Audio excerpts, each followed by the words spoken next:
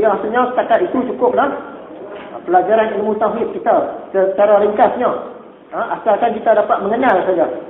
Tak tersalah buat.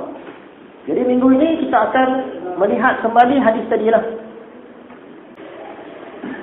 Sebelum itu, kita mengimbas sedikit pelajaran pada minggu yang lalu, perkongsian pada minggu yang lalu. Antara perkara yang telah kita kongsi ialah sejarah ringkas ilmu sifat 20. Kita telah berkenalan dengan pengasas dia, iaitu Imam Abu Hasan Asy'ari dan Imam Abu Mansur Maturidi.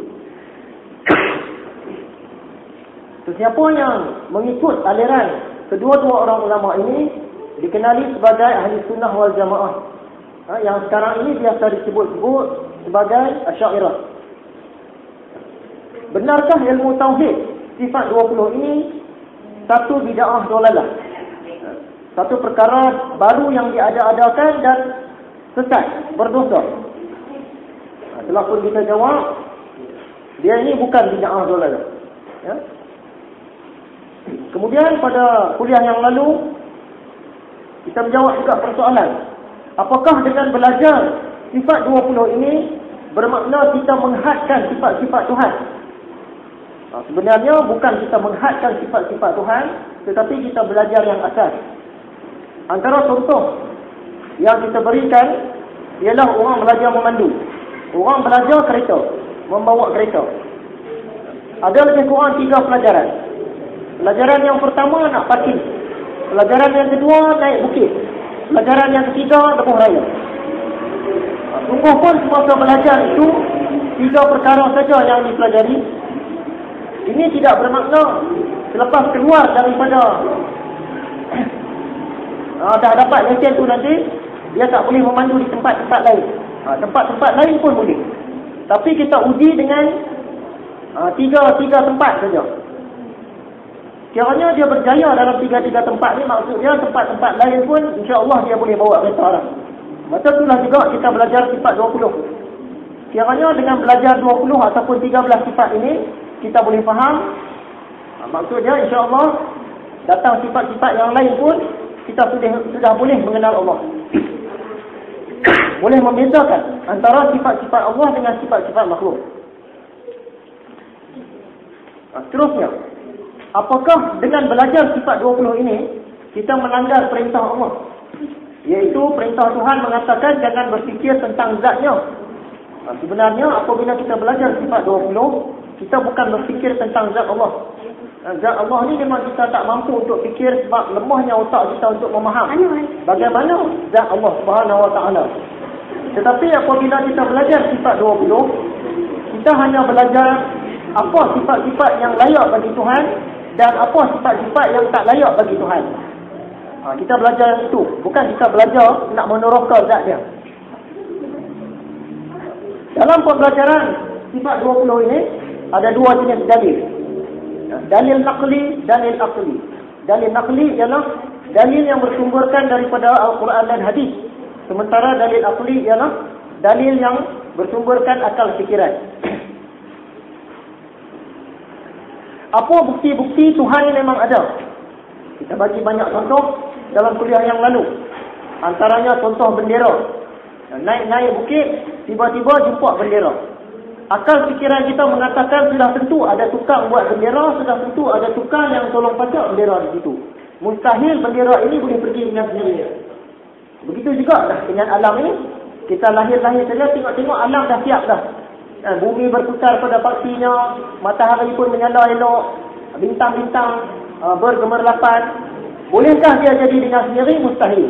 Mesti ada tukang bagi jadi, tukang fikir. Mesti ada engineer dia, jurutera dia, nak mencipta, nak menentukan perjalanan makhluk-makhluk ni. Antara contoh lagi kasut selipar. Kita masuk dalam masjid, kita tengok, kita letak kasut kita di sebelah belakang.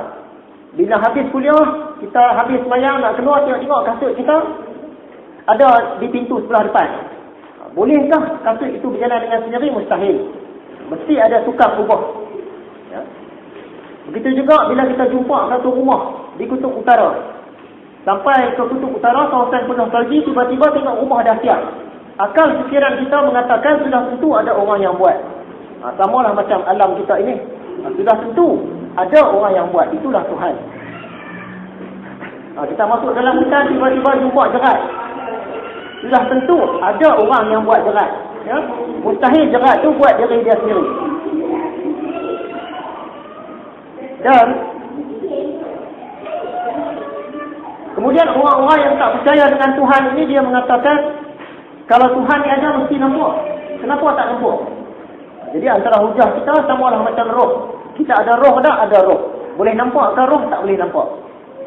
Jadi Tuhan pun macam tu juga. Tak boleh nampak, tak semestinya tak ada.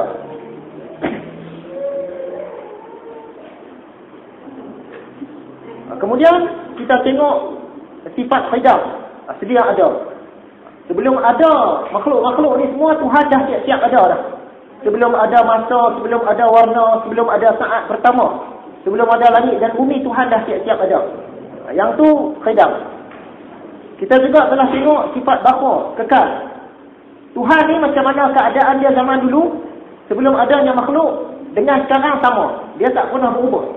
Berubah sikit pun tak pernah. Luka tak pernah, lemah tak pernah, sakit tak pernah, tua pun tak pernah.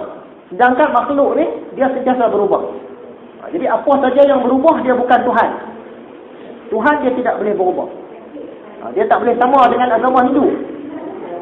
Agama Hindu ni dia percaya Tuhan ni mengalami perubahan. Semasa Tuhan belum mencipta manusia, nama dia Brahman. Masa tu Tuhan saja yang ada, makhluk belum ada. Apabila Tuhan sudah mencipta manusia, dia dah tukar nama, jadi Wisnu. Sebab Tuhan ni dah ada kawan lah.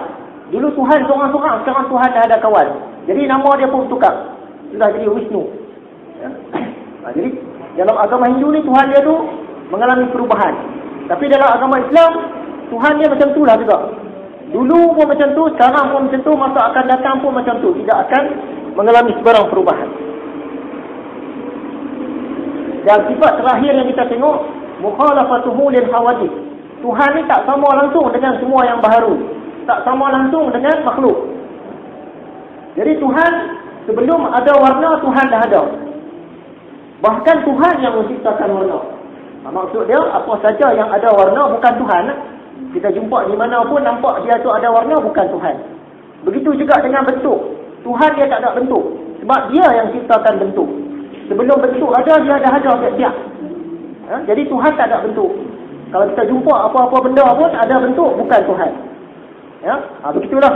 Sebagaimana yang kita kongsi, sisi. Tuhan tak ada sisi, Tuhan tak ada sempadan. Tuhan ni tidak terpengaruh dengan cerah dan gelap, tidak terpengaruh dengan tempat. Apa saja yang ada tempat, bukan Tuhan. Begitulah seimbas lalu perkongsian kita dalam kuliah yang lalu.